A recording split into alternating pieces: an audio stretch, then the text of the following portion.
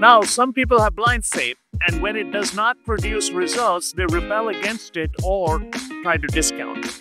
I say the opposite. Hi, friends. Welcome to another episode of Reasons Podcast.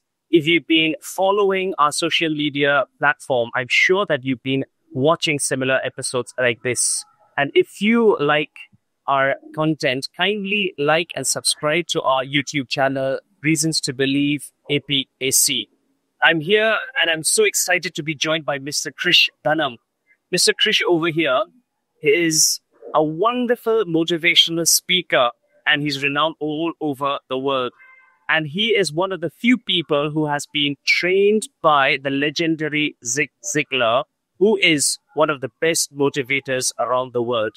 Mr. Krish here has had many accolades with big companies like PepsiCo, Marriott's Hotel, and so on and so forth.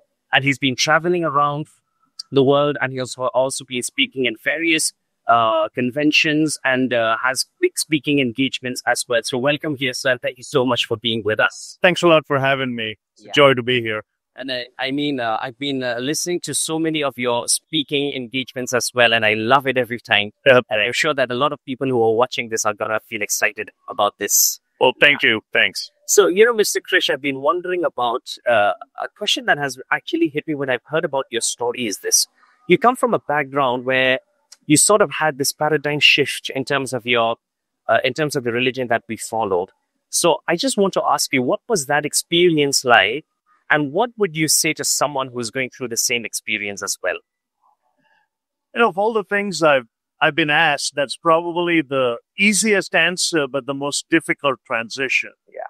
And the reason is, when you look at it through the logic of the paradigm shift, and I like how you put it, it was easy because I was searching for an absolute conviction and I was raised in an abstract condition. So from that standpoint, when I evaluated it through the quantitative, it made sense. The qualitative was harder because the abdication of everything you know and hold dear, the traditions of the family, the cultural upbringing, abandoning all of that, which was the origin of my youth, was hard, and there is a price to pay. But since then, I've articulated this way: if there is a person to prepare and a passion to pursue, there is always a price to pay. And so, like I said, if any of your viewers, your audience is going through that, the easiest way is to ask someone the pertinent questions of why. Because when you go through that paradigm shift, the reason you're doing it is you already know the how. You're just wondering about the why. And when you know why becomes formulaic and it becomes easy. Wow. Amazing. And Mr. Krish, this is also another question that I've also had about you. Your story tells us that when you were newly married, you moved to the US with just barely, $9 or so. And then you worked as a salesman where your marketing skills were so profound that you actually had a ticket to actually be a disciple of Zig Ziglar. And then your speaking, career moved on from there, which means that, at the business level, corporate levels, you've seen success at different levels. So how do people in the West or East or, in whatever way, how do they define success? And what is so different about the biblical worldview when it comes to defining the word success? Now, there's quite a bit to unpack there, but let's just take it step by step. I won a sales contest, and I had the chance to go and hear Mr. Ziglar speak, who became my mentor.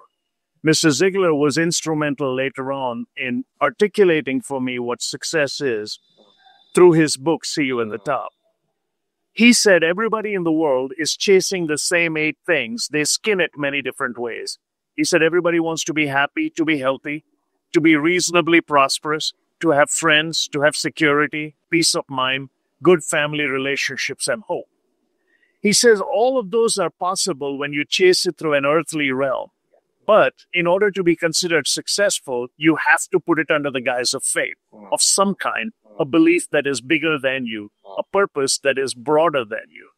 I never understood that because I just went to the West to succeed and make money. But he was constantly harping on this one thing. And the way he redefined success for me was, one day he said this statement and it rocked my world. He said, if standard of living is your number one priority, quality of life will never improve. But if quality of life is your number one priority, standard of living will always follow. What he was saying is money is not everything, but you can get everything in life that money will buy without character, but you cannot get any of the things money won't buy without that character. And character, as we learn through our own biblical worldviews, is what you do in the privacy when no one is looking. And the reason is we have a spirit-filled conscience. Wow. That's how faith arrived in the picture. So success is never who you are in relation to the person next to you. That's how I was raised when I was growing up in India. Success for me was competition. Yes. When I went to the West and met Mr. Ziegler, success became completion. He says, don't compete at everything, complete something which you're ordained by design to do. Oh, wow. I think that's a beautiful way. And I think that is where a lot of people actually miss out. To a lot of people, you're successful when you outperform your competitors. And I think that was beautiful as well. And, something that is so interesting about Mr. Krish over here is that not only is he a motivational speaker, but he's also someone who's actually teaching as well. And, the number of years of experience in speaking to people, now he is settled in the US and he's actually teaching biblical citizenship and moral philosophy at Patriotic Academy. And I just want to ask you this. You've been living both in the East and the West now, and there's always this question of which morality is better. So can you just help us unpack how do people think about morality in the East and West? And is there a way we can actually come together, or how should we think of moral philosophy in that sense? Yeah, one of the thinkers of yesteryear who passed away used to say, Western morality is an and also. They want to combine Eastern spirituality and Western convenience. Yeah. Whereas a moral law, basically, if you look at it through the lens of the word morality, presupposes that that moral comes from somebody else, a moral lawgiver. So when I teach biblical citizenship or moral philosophy, I have the rare distinction of doing two things which probably no Indian does in the West. I teach communication to Americans on how to communicate more effectively. Oh, okay. Having gone there as a first-generation immigrant. Yeah. And second, I teach American history and biblical citizenship to American kids. Oh. And the reason I'm able to do that is not because of an intellect I possess. It is because of an obedience that God gives me in my own thought process. The proverbial literature says, seek unto me and I will answer, and I will give you great and mighty things you cannot comprehend. Which means I believe that outside the realm of my understanding begins really moral knowledge, that if you accept it as it is offered, it will blow your mind and expand your horizons. So what you're basically saying is that, in the West, they're trying to bring both together, but they've not been so successful at it. Now, which brings me to a question. Now, you've actually made a statement that there must be a moral lawgiver. Now, a lot of people are questioning that morality is cultural, relative, and so on and so forth. But how would you actually help us understand that there must be a moral lawgiver? When you introduced me at the opening of the clip, you gave my corporate credentials, and I'm what you would call a marketplace person. Yeah. I've stayed on the marketplace all my life. By God's grace, I'm able to work in the marketplace for 6 months of the year and earn enough in those 6 months to go serve as a volunteer through my foundation in other parts of the world the other 6 months of the year. The reason I give you that is I am struggling like everybody else to make a living. But till I learn to sacrifice and spend what I have already earned to shape other lives, I never understood joy. Yes. Happiness depends on happenings, but joy is undiluted, it's unadulterated, and it's pure. And when I talk about a moral lawgiver, that's the giver of that joy. There was a man who wrote a chronicle series called Narnia. His name was C.S. Lewis. And C.S. Lewis used to talk about love this way. He says, we have perfected the ability to love, but we have failed miserably at the ability to be loved. He says in our relational love, our storge, our agape, or whatever, he says, unless that agape exists, that unconditional love, we cannot experience any of these other things. So that moral lawgiver somehow stands precedence. Now, let me bring it back into the construct of something that is very simple in day-to-day life. Man, by nature, is tridimensional. There's no argument, no matter which core of the world you work in. Everybody has some faith. It may be different. People may have different places they bow to and different places they seek hope from. But everybody has faith. Man is tridimensional by created order, wherever in the world you are. We are mental, physical, and spiritual. The reason we are frustrated is we are trying to prove our worth in a two-dimensional way by abdicating the faith. Now, some people have blind faith, and when it does not produce results, they rebel against it or try to discount it. I say the opposite. I said having that foundation of faith allows me to explore other things, and sometimes my disappointment is just that faith telling me that's not for you. Wow, amazing. That's amazing. I've never heard anyone put it that way, and I'm loving this so much.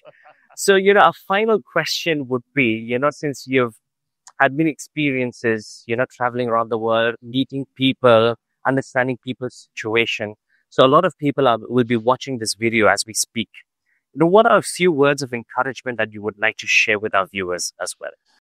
The same encouragement I will give that I was given in the early days as I was trying to make a difference around the globe. First thing, live your day by the clock, but your life with a vision. When you live your day by the clock, you perfect the skill that allows you to make a living.